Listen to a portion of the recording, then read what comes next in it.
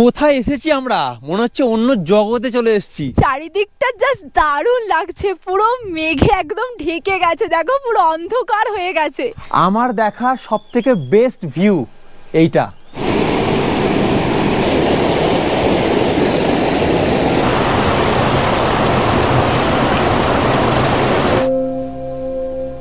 আমি এখন রয়েছি লাভা মনেস্ট্রির ভিতরে। আমাদের ট্রেন চলে এসেছে প্রায় কাছাকাছি, আমরা একটু পরেই নামবো। যারা পাহাড় ভালোবাসেন, কম খরচে 2 দিন পাহাড়ে ঘুরতে চান, তাদের জন্য থাকছে আজকের এই ভিডিও।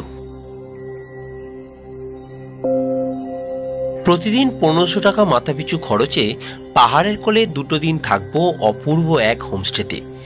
খাওয়া দাওয়া হবে মনের মতন, আর সাথে ঘুরে দেখবো অপূর্ব কিছু sight seen. Welcome to lava.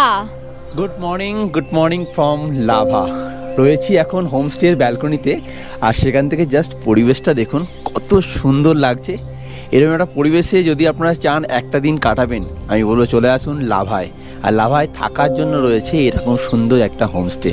Wow, সকাল সকাল দেখুন মেঘগুলো কীরকম নিচে নামছে। মানে এরকম একটা পরিবেশে কে না চাই বলুন তো একটা দিন কাটাতে। এখন কলকাতায় যা গরম, সেই তুলনায় লাভাতে কিন্তু বেশ মনোরম পরিবেশ। তাই গরমের হাত থেকে যদি আপনারা বাঁচতে চান, আমি বলবো চলে আসুন নর্থ বেঙ্গল। আর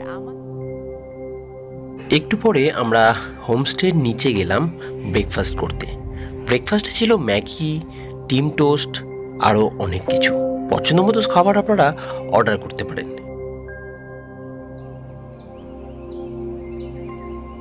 এটা হচ্ছে লাভা বাজার, দেখতেই পাচ্ছেন বেশ শান্ত পরিবেশ। এই রুমটাতেই কিন্তু আজ আমি থাকবো। জাস্ট রুমটা একবার দেখুন কত সুন্দর। ওয়াও, এই রুমে কিন্তু সুন্দর একটা ব্যালকনি রয়েছে, তোমরা দেখাই।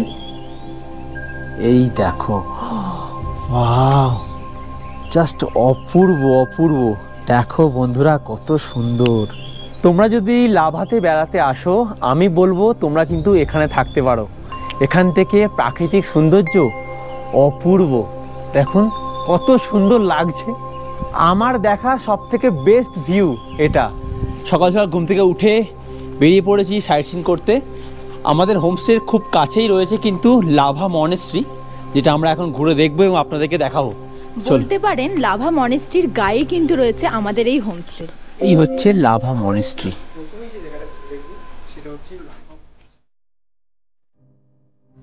মানে আমাদের হোমস্টে থেকে লাভা মনেস্ট্রিটা দেখা যায়, মানে এতটাই কাছে।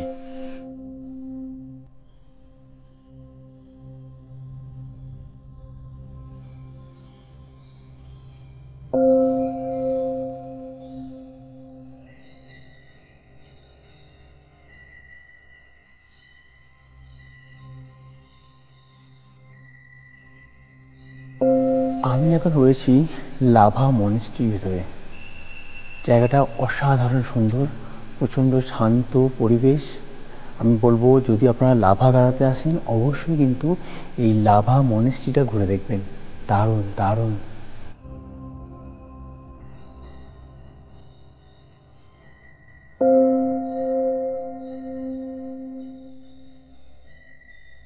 লাভা মনেস্ট্রি ঘুরে আমরা কিন্তু এখন চলেছি লাভার পাইন ফরেস্ট ঘুরে দেখতে।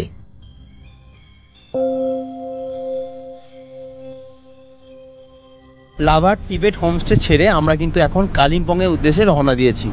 আর যাওয়ার পথে দেখতে পাচ্ছি চারিদিকে মেঘ এবং সাথে রয়েছে হালকা পাতলা বৃষ্টি। লাভা মনেস্ট্রি ঘুরে আমরা কিন্তু এখন দাঁড়িয়ে আছি লাভা ভিউ পয়েন্ট, আর ওপরে রয়েছে কিন্তু লাভা পাইন ফরেস্ট। আর এই সাইট সিনগুলো দেখতে দেখতেই আজ কিন্তু আমরা চলে যাব কালিম্পংয়ের উদ্দেশ্যে। এক রাত্রির আমরা ছিলাম লাভা, আর আজকে থাকবো কিন্তু আমরা কালিম্পংয়ে। তো চলো তোমাদের এই ভিউ পয়েন্ট আর পাইন ফরেস্টটা ভালোভাবে ঘুরিয়ে দেখাই।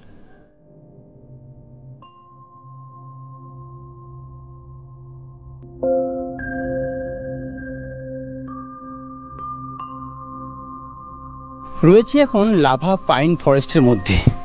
চারিদিকে দেখুন পুরো ঘন কুয়াশা ঢেকে গেছে, আর দারুণ সুন্দর পরিবেশ, বেশ ভালোই ঠান্ডা রয়েছে।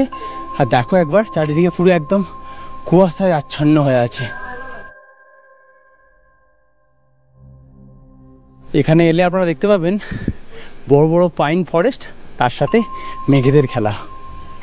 এর আগে অনেকবারই লাভা এসেছি, কিন্তু এই পাইন ফরেস্টের ভেতর ঢুকিনি, এই প্রথমবার। সত্যি অপূর্ব সুন্দর, অপূর্ব জায়গা, চারিদিকে মেঘেদের খেলা আর বড় বড় পাইন গাছ।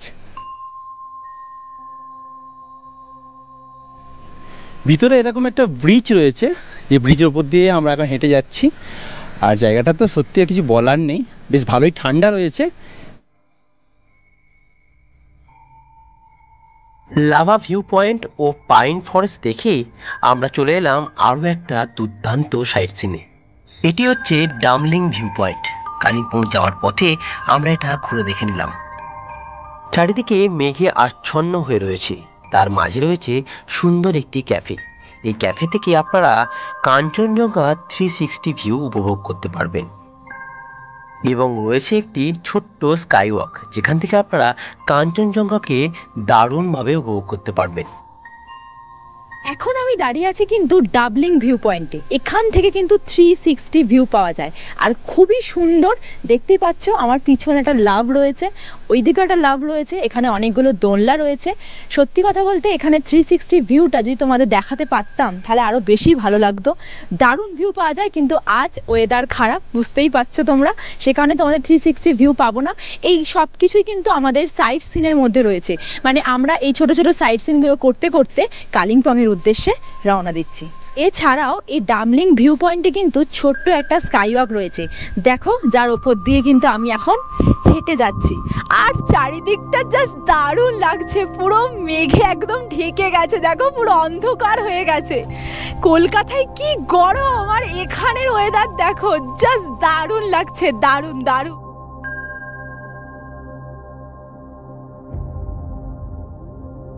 সত্যি কথা বলতে এখানে আসার পরে বুঝলাম যে এই জায়গাটা কত সুন্দর। সত্যি দারুণ দারুণ। কোথায় এসেছি আমরা, মনে হচ্ছে অন্য জগতে চলে এসেছি। এত সুন্দর একটা মেঘলা পরিবেশে এসে একটাই গান মনে আসছে, এই মেঘলা দিনে একলা ঘরে থাকে না তো মন, কাছে যাব কবে পাবো ওগো তোমার নিমন্ত্রণ। তোমাদের নিমন্ত্রণও তো আর পেলাম না, তাই প্রকৃতির নিমন্ত্রণে চলে এলাম আজ কালিম্পং। আমরা কিন্তু চলে এলাম আজকে আমাদের থাকার গন্তব্য কালিম্পংয়ে এই হোমস্টেটা।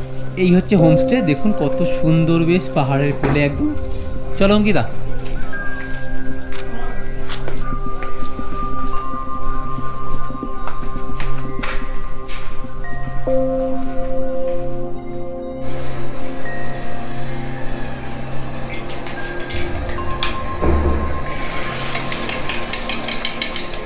কিন্তু আমরা রয়েছি আজকে, আর সত্যি কথা বলতে এইখানকার পরিবেশ কিন্তু একদমই অন্যরকম, তোমাদেরকে দেখাই।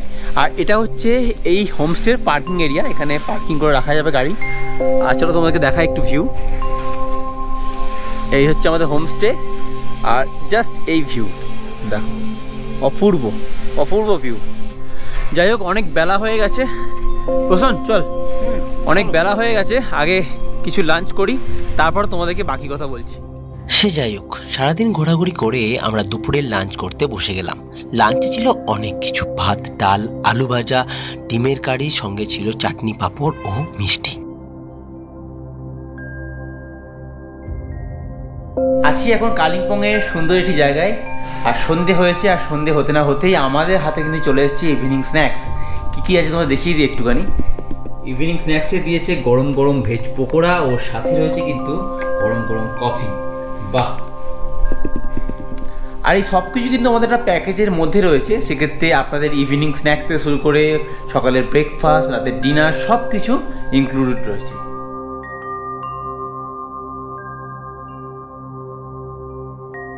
রাত হলো, একটু পরেই আমরা রাতের ডিনার করতে বসে গেলাম। ডিনারে ছিল ভাত অথবা রুটি। ঘড়ির কাঁটায় এখন বাজে রাত 10টা আর আমরা কিন্তু কালিম্পংয়ের হোমস্টেতে ডিনার করতে বসে গেছি। দেখতেই পাচ্ছ ডিনারে ওনারা দিয়েছে রুটি, চিকেন, আলু ভাজা আর রয়েছে শসা। তোমরা চাইলে কিন্তু রাত্রিবেলা ভাতও খেতে পারো। তো আর বেশি কথা না বলে রাতের ডিনারটা সেরে নেবো তাড়াতাড়ি, আর কাল এখান থেকে আমরা রওনা দেব শিটং এর উদ্দেশ্যে। চলো টাটা, গুড নাইট। আজ বেরিয়ে যাবো শিটং এর উদ্দেশ্যে। দেখতেই পাচ্ছেন আমার গাড়ি চলে এসেছে, ব্রেকফাস্টটা কমপ্লিট। তো চলুন গাড়িতে উঠি আর বেরিয়ে পড়ি শিটং এর উদ্দেশ্যে। শিটং যাওয়ার পথে এখন আমি দাঁড়িয়ে আছি কিন্তু তিস্তা নদীর পাশে। এখানে দাঁড়িয়েছি কারণ এখানে হচ্ছে কিন্তু রিভার রাফটিং। তোমরা যদি ভাবো যে এখানে আসবে কিন্তু রিভার রাফটিং করতে পারো। আমরা করব না, আমরা এগিয়ে যাব আমাদের শিটং যাওয়ার পথে, আর যেতে যেতে দেখে নেব কিন্তু কিছু সাইট সিন। আজকের মতো এই ভিডিওটা এখানেই শেষ করছি। দেখা হবে পরবর্তী ভিডিওতে। ভালো থাকবেন।